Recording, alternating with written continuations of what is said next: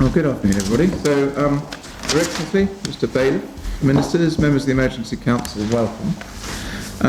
Now, I believe this is the first meeting of the Emergency Council for many years where we are actively dealing with a challenge to the island rather than preparing for one. And therefore, I think it is appropriate to say some words of introduction. I'm certain we all appreciate the substantial challenge to our community presented by the growing coronavirus pandemic. And we have prepared for such an eventuality for some time through the meetings of this Council and through emergency planning exercises, including the one before Christmas on influenza. We must recognise the concerns of islanders, and particularly as the situation is rapidly evolving.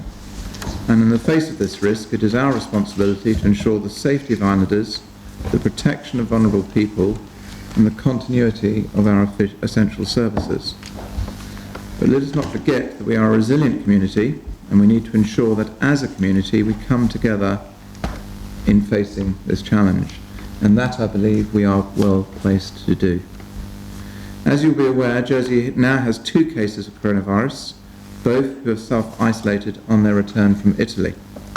So in today's meeting we will consider the preparations underway for a likely increase in the number of cases and the important decisions that we must take to mitigate the spread and impact of the virus in this island.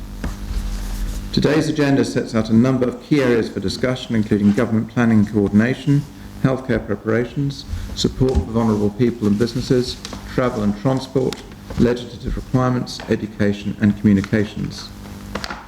We've already taken actions, and by the end of the meeting we will have decided what additional measures we will need to take to protect islanders and ultimately to save lives. And I would like to thank you all for your efforts in preparing the island, in particular for the work that has taken place in the last days and weeks.